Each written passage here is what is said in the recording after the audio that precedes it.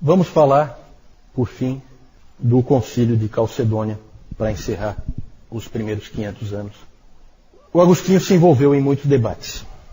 Eram debates no Ocidente, tanto com donatistas, como esse com Pelágio, tudo no Ocidente. No Oriente, o problema era outro. Um outro debate estava ganhando proporções grandes e que gera dificuldades até hoje. É um assunto tremendamente difícil, que é o assunto a pessoa de Cristo e as suas duas naturezas. Assunto espinhoso que produziu divisão profunda na igreja. O debate durou vários séculos, é chamado debate das duas naturezas. Uma das primeiras tentativas, porque o que aconteceu? Em Nicéia foi definido que Jesus Cristo é Deus. Só que ele também é homem, certo? Aí ficou assim, tá, mas se ele é perfeitamente Deus e perfeitamente homem, como é que essas duas coisas se juntam? Essas duas naturezas. Uma das primeiras tentativas de responder foi do Apolinário. O Apolinário, ele era da cidade de Laodiceia. Ele disse que se você tem duas entidades perfeitas, perfeito Deus e perfeito homem, então elas não podem se combinar. Então ele propôs o seguinte, ele imaginou que o corpo do homem, Jesus, tinha que ser habitado por uma alma divina. Então a alma de Jesus não era humana, era divina. A ilustração que se usa é do envelope da carta. Né? Então o homem é o envelope e Deus é a carta. Então você põe a carta dentro do envelope.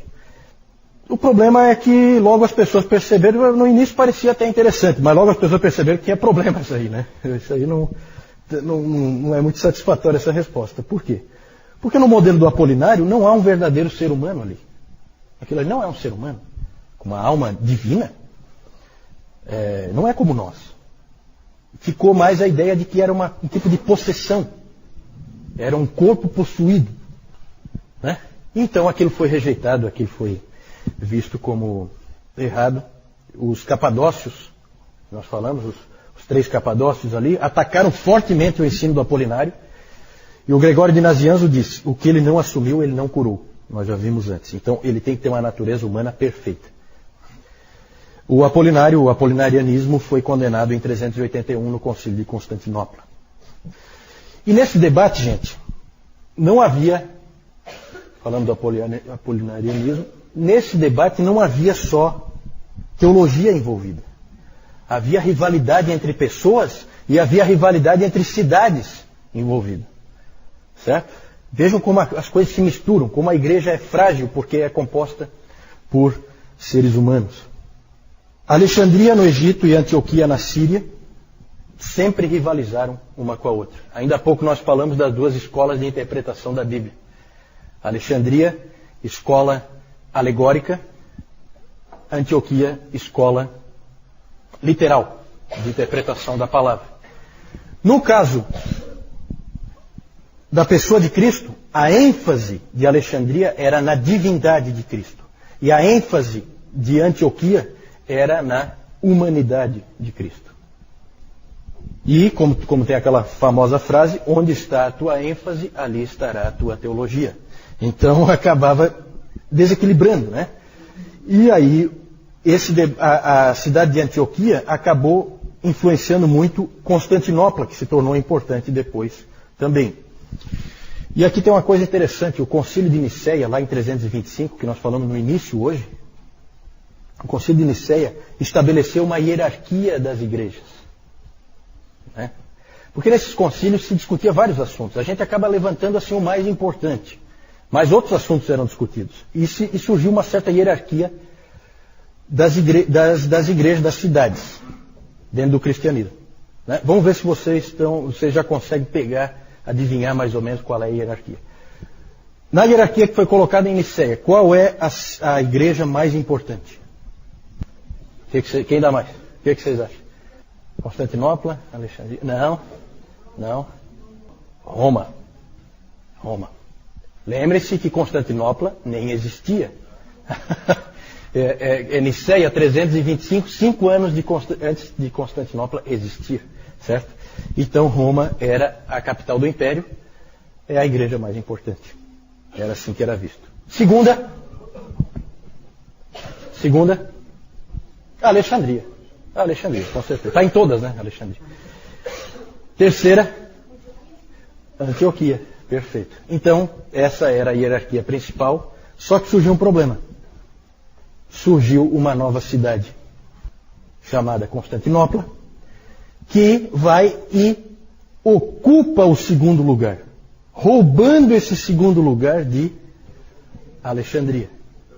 Automaticamente há uma rivalidade profunda entre Alexandria e Constantinopla. Vejam como é carnal a coisa, certo? Seres humanos são complicados. E essa rivalidade acabou descambando para uma briga feia.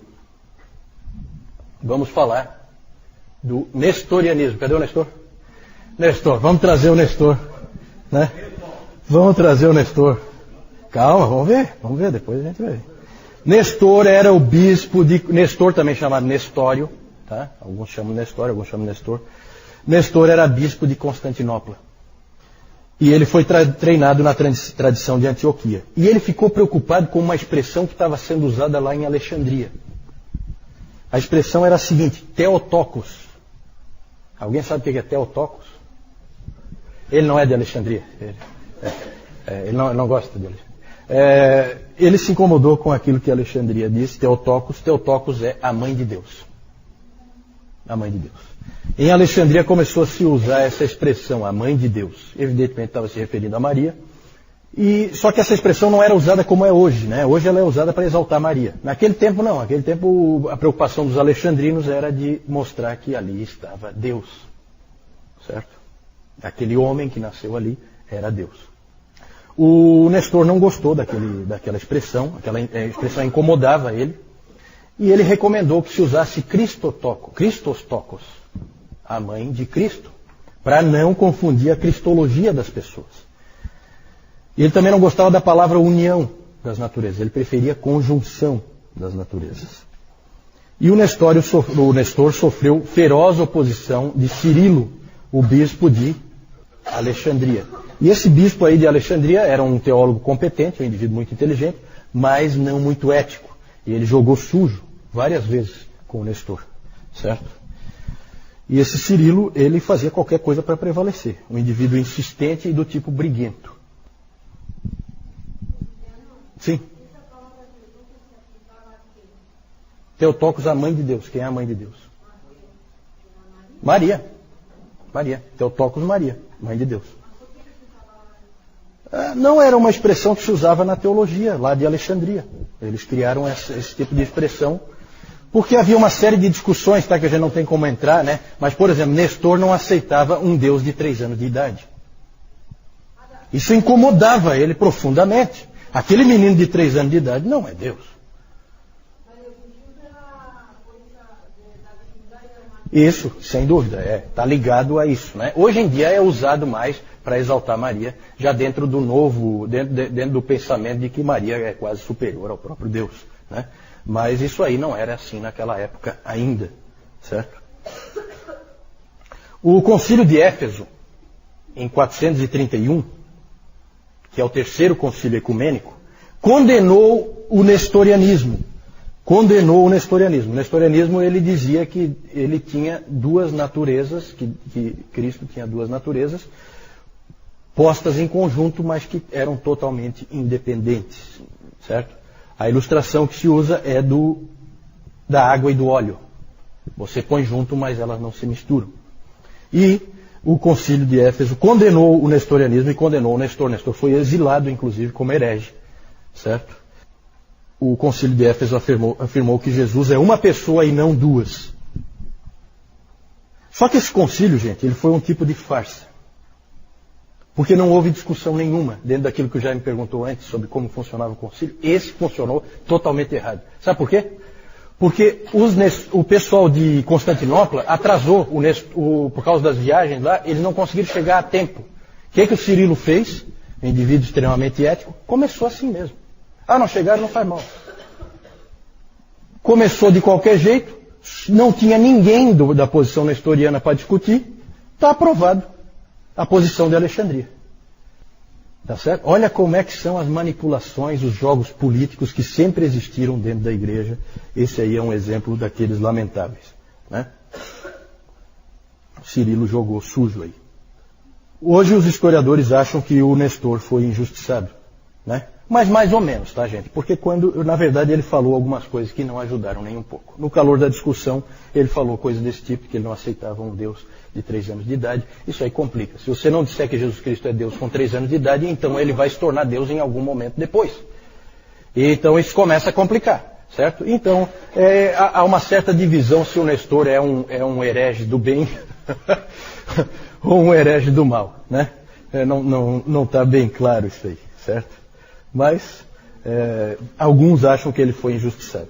De qualquer maneira, ele é considerado um herege da igreja. Só que, vejam bem, herege na igreja católica. Por quê? Porque esse episódio do nestorianismo gerou profunda divisão na igreja. Nós já vimos que os donatistas tinham se dividido e agora há divisões mais sérias. E por isso existe hoje a igreja nestoriana na Pérsia. A igreja da Pérsia é fora do Império Romano e ela tinha sido influenciada profundamente pelo Teodório de Mopsuestia, que era o mestre do Nestor.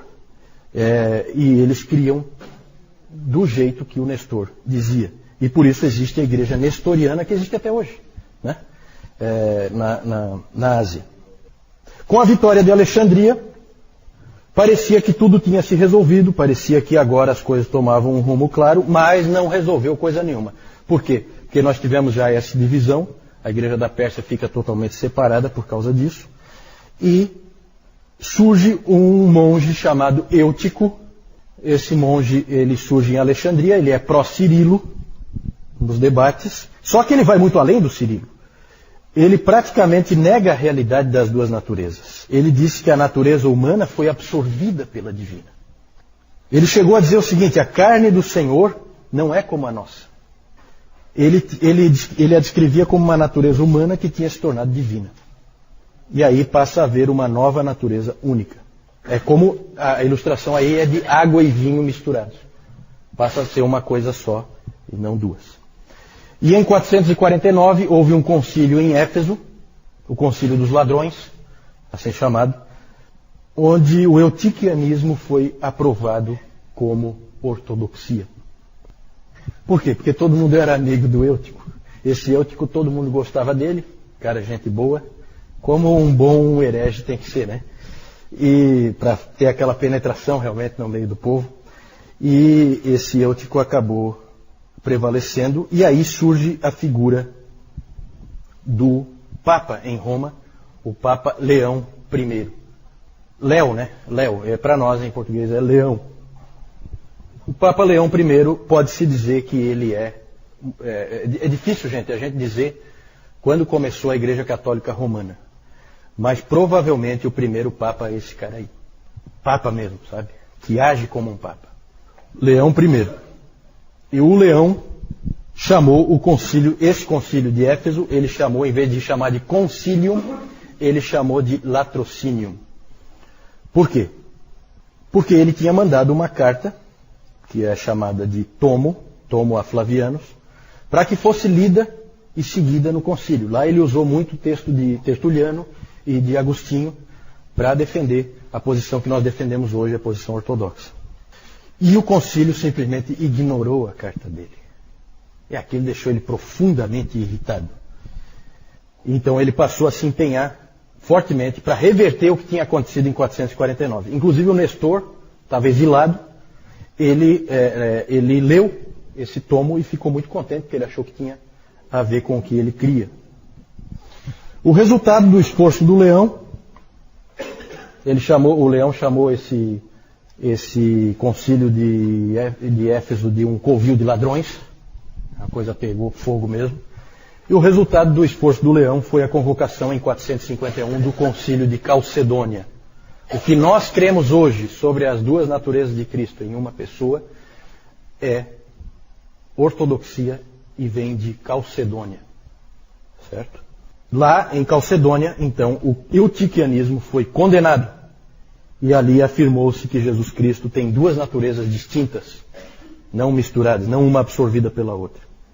O Concílio de Calcedônia foi o quarto concílio ecumênico, esse aí nunca foi contado, ele foi desconsiderado, esse de 449. Ele foi o maior concílio de todos, de toda a história, tinha mais de 500 bispos presentes em Calcedônia. A maioria dos bispos eram do Oriente, porque no Ocidente a coisa estava pegando fogo, e aí a maioria não pôde vir, porque a casa estava caindo no Ocidente, certo? Calcedônia estabeleceu o que a maior parte da igreja aceita até hoje. Cristo é uma pessoa em duas naturezas perfeitas, sem confusão ou conversão, sem divisão ou separação. Essas duas naturezas unem-se de forma hipostática. Essa expressão hipostática é um pouco difícil de definir, mas quer dizer assim que ela é uma união não voluntária, uma união necessária, uma união que sempre existe. As heresias são fáceis de ilustrar. A carta no envelope, o óleo e a água, o água e o vinho, né? Já a ortodoxia nunca dá para ilustrar, porque permanece sempre o mistério. Mas o problema não se encerrou. Na verdade, nós estamos terminando aqui, só que depois de Calcedônia, o que aconteceu? O Ocidente aceitou Calcedônia imediatamente. Não houve problema nenhum no Ocidente. Calcedônia foi aceito, sem problema, mas no Oriente a briga continuou. Nós não temos como entrar em detalhes, mas houve uma briga fortíssima entre os monofisitas, que vem ali do eutiquianismo, em que há uma natureza só, e os calcedônios. Um outro concílio, Constantinopla II, em 553, disse que Calcedônia estava certa e que os monofisitas estavam errados. Mas os problemas continuaram. 100 anos depois, em 680, Constantinopla III, mais uma vez reafirmou Calcedônia. Também não resolveu, a briga continuou. E nesse tempo já havia mais divisão na igreja. Agora, além da igreja nestoriana, lá na Pérsia, passaram a existir as igrejas monofisitas no Egito, na Armênia, na Síria, na Índia, em vários lugares fora do Império Romano, começou a existir as igrejas monofisitas no Oriente. E nesse período, gente, ocorreram coisas estranhas e horríveis. Começa a acontecer as barbaridades, né? Um Papa de Roma excomungou o Patriarca de Constantinopla, que por sua vez excomungou o Papa de Roma. Certo? Um outro Papa de Roma foi sequestrado por agentes do imperador em Constantinopla, onde ele foi açoitado, aprisionado e morreu de fome. Veja como a coisa pega. Houve também um teólogo e monge, cujo nome era Maximus, que foi aprisionado pelo imperador. Veja que o imperador está sempre metido, por causa daquela coisa da cristandade. Ele sempre mete a mão. A língua desse Maximus foi cortada, porque ele disse alguma coisa que o imperador não gostou, e a mão dele foi decepada porque ele assinou um documento que o imperador também não gostou. Então vejam o nível que a coisa chegou, certo?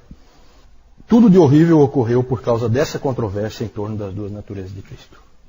Quando a poeira baixou, havia igrejas monofisitas separadas no Egito, na Síria, na Armênia, na Etiópia e na Índia. Essas igrejas monofisitas ainda existem. Lá no Egito você tem a igreja copta, certo? A sede é em Alexandria, não tem nada a ver com Roma, certo? E ela é uma igreja independente. Então já temos nessa época 4 igrejas, talvez 5 igrejas. E aqui os donatistas vão desaparecer, né, com os muçulmanos. Mas já temos 4 igrejas. Temos a igreja do Ocidente e a igreja do Oriente, que em tese ainda estão unidas, né? Só que com um Papa excomungando o patriarca, pode ter certeza que essa união já não existe mais, né? Acabou. E logo nós vamos ver que elas vão se separar de vez. Nós temos então a Igreja Católica Romana, a Ortodoxa Oriental, a Nestoriana, na Pérsia, e a Monofisita, naqueles outros países. Vamos encerrar então, vamos ver. Sim. A Católica Romana, a Ortodoxa Oriental, a Nestoriana, na Pérsia, e as várias monofisitas. Certo? Aí o Cirilo, bispo de Alexandria, que jogou bem sujo. Aí o nestorianismo, alguns exemplos aí, né, da igreja nestoriana, que é uma igreja diferente, né? Aqui tem uma estátua do Nestor, porque para nós ele é herege, para eles não. Para eles ele é reverenciado, certo? Vejam como a coisa é diferente. Então, Lá um bispo nestoriano, certo? Uma freira nestoriana. E aqui um casamento nestoriano. Bem interessante aí. Aqui o Leão I, talvez o primeiro Papa, pelas posturas que ele assumiu. Ele, inclusive, ele foi muito respeitado como autoridade. Quando vocês veem lá, às vezes, o Bento XVI indo lá falar para acabar com a guerra, para parar, não sei o quê, lembra um pouco o que o Leão fez, né? Por quê? Porque o Átila, o Uno, o flagelo de Deus, vocês talvez já estudaram sobre esse bárbaro, ele e as suas tropas estavam destruindo a Itália completamente, varrendo do mapa, certo? Saqueavam tudo, violentavam todas as pessoas, e o Leão foi negociar com o Átila para ele não entrar em Roma. Então ele ficou muito reverenciado pelos romanos por causa dessa posição dele, né? O catolicismo romano inventa um monte de história, que aqui atrás do leão apareceu um homem forte com uma espada no céu, e aí os homens do Átila ficaram com medo e tal, né? O que os historiadores creem é que ele levou uma graninha ali para largar por fora. Aí é bem mais realista, né? Bem mais realista. É isso que os historiadores acham que na verdade aconteceu. Aqui eu quero mostrar para vocês, já que aqui nós vamos encerrar os primeiros 500 anos. Gente, já passou do nosso horário, quem tiver que pegar ônibus, coisa desse tipo, ou tiver que sair, tá? Não tem problema, eu só quero encerrar realmente essa parte, tá? Aqui nós vemos as invasões dos bárbaros. Eu não vou gastar tempo com isso, só quero mostrar para vocês, certo? Nessa época, no quinto século, começa a haver invasão de bárbaros para tudo que é lado. Aqui os vândalos saem daqui, ó, e eles vão passando por tudo aqui, e eles passam pelo Estreito de Gibraltar.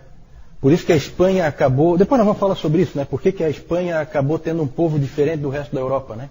Por causa da facilidade dos muçulmanos de entrarem por ali, no Estreito de Gibraltar. Então isso tudo tem um motivo histórico. Aí os vândalos entraram ali e depois eles vieram para cá. E aqui, ó, eles atacaram Cartago em 430, que foi o ano em que o Agostinho morreu, né? Ele não chegou a ver Hipona ser saqueado. Deus preservou ele disso.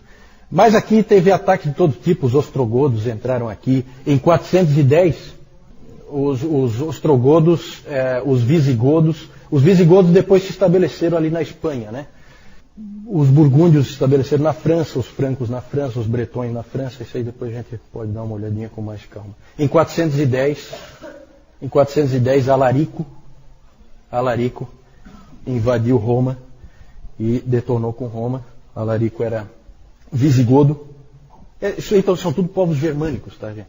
Esses povos todos, eles entraram e invadiram realmente Roma e saquearam tudo. Foi uma coisa desastrosa.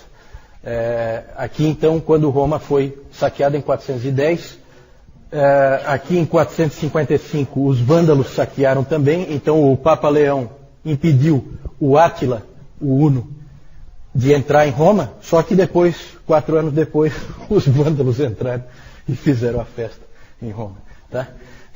Depois de 410, gente, já todos os imperadores romanos do Ocidente, eles são fantoches nas mãos de generais germânicos, certo?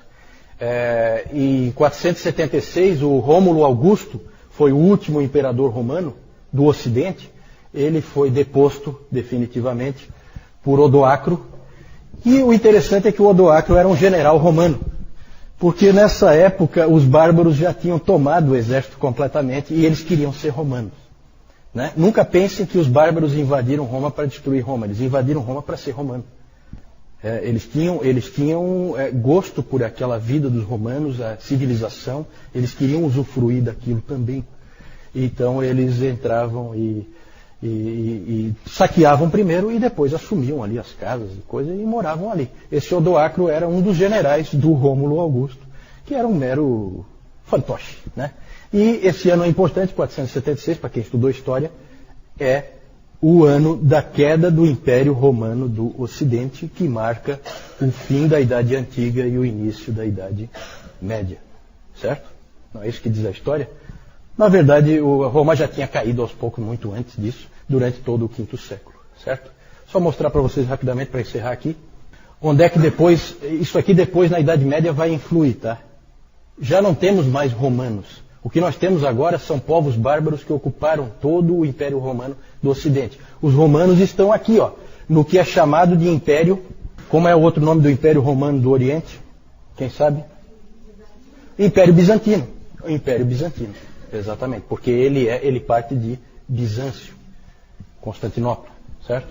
Então aqui o Império Romano do Oriente permanece. Só que aqui foi ocupado, olha só, toda a Itália, e aqui uma parte da Alemanha foi ocupada pelos ostrogodos. Os francos e os burgúndios e os bretões ocupam a parte aqui onde há a França e a Holanda. E os anglo-saxões ocupam lá as Ilhas Britânicas. Os visigodos ocupam a Espanha. E aqui os suevos, numa parte ali de Portugal. No norte da África, os vândalos se estabeleceram, certo? Depois eles vão ser triturados e trucidados pelos muçulmanos, né? No século VII. Deixa eu... Fala, Augusto. Como é que eles podiam ser chamados de Império Romano se não tinha Roma? Tinha Roma. Assim, ó, a pergunta é assim, como podiam ser chamados de Império Romano se não tinha Roma? Tinha Roma.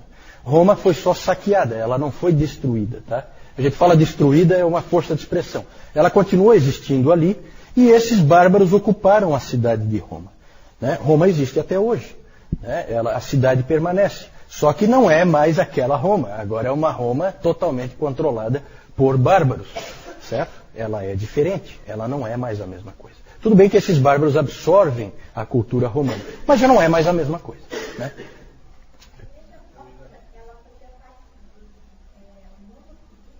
Isso, a pergunta da Jussara é sobre a igreja copta. A igreja copta é uma igreja monofisita. Eles fazem o sinal da cruz com um dedo só, né? Essas igrejas monofisitas, elas fazem o sinal da cruz com um dedo só, para deixar bem claro que é uma natureza. Tem esses detalhes assim. A coisa é feia, sabe, gente? Então, quando a igreja católica romana acusa os protestantes de divisão e coisa, é uma piada, né? É uma piada. Só pode ser piada. Quem conhece a história sabe que isso aí é uma brincadeira de mau gosto, né? Não é. Na verdade, divisões ocorreram sempre. E pelos motivos mais diversos. Por motivos teológicos, por motivos de prática eclesiástica, como nós vimos dos donatistas, certo? Política eclesiástica, recebe ou não recebe de volta. Dividiu a igreja. Então, divisões sempre aconteceram, certo? Infelizmente. E como, para encerrar, lembrando como o que o Lloyd Jones disse naquela primeira frase que nós vimos, não há nada que denigra mais a glória de Deus do que a história da sua igreja. Infelizmente. E realmente é o que a gente vê, né? Mas, é como o Newton diz, é a história do nosso povo. Hoje de manhã eu estava comentando com o Francisco e com o Lennon, eu acho, né? Que é como um judeu, um Pedro ou um Paulo que pegava o livro de Juízes e também não tem muito do que se orgulhar do que vê ali, certo? Mas é o povo de Deus e a história é registrada como ela foi, certo? Vamos aprender com os erros e aprender com os acertos.